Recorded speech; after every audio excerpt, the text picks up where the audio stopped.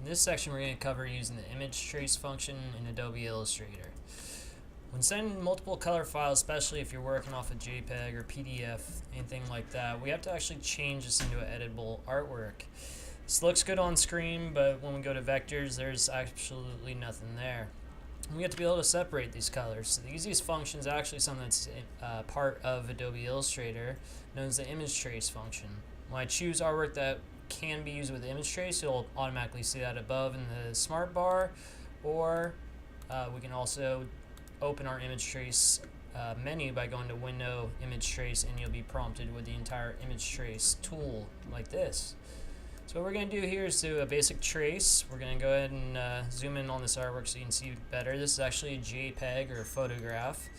And again, this will not work for screen printing. We need to be able to convert all this to 100% black, even though we're printing different colors, or use spot colors, which we'll get into in another video. So we're going to start with just converting this to a vector file and then converting that to the appropriate black for screen printing.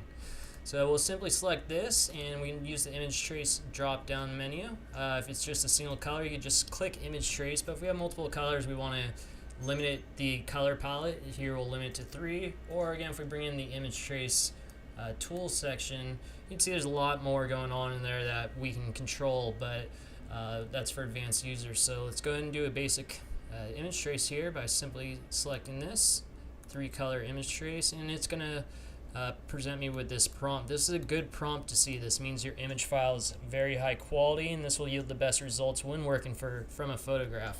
It's always best to avoid working from photos, especially with art like fonts or crisp lines, but that's what we're going to work off today. So we'll just go ahead and click OK. And in the background, it's going to take just a second to do the image tracing function. So this is going to take everything from an image to a vector that we can edit, separate, and alter the colors. So depending on the size of the file and the performance of your computer, this could be instantaneous or this could take several minutes, so please be patient. Okay, so it doesn't really look like much has changed through Illustrator, but you'll now see up here we have a different list of options in the smart bar again. We can look at our tracing result versus with the original image, or we can look at just the tracing result or tracing result with outlines.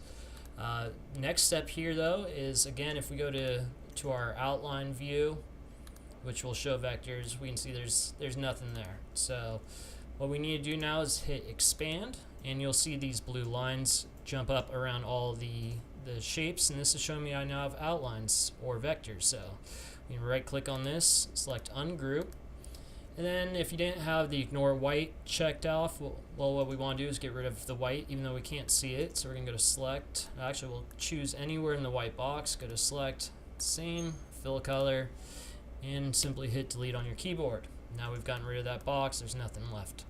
So now if we were doing this as a single color design, we could simply highlight all the artwork, and we could go to our fill over here by double clicking on that, or our drop down menu here, we can make it all black. We want to confirm this is 100% black, so if I go over here and double click on the fill, not the stroke but the fill, so will give me my color picker and it'll tell me where my colors are. Here we have a 0 cyan, 0 magenta, 0 yellow, and 100% black. It's exactly what we want for screen printing.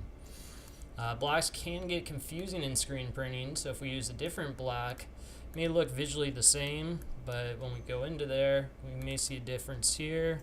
Let's go to a black outside of this realm here, just to show you the difference in a black that can look the exact same.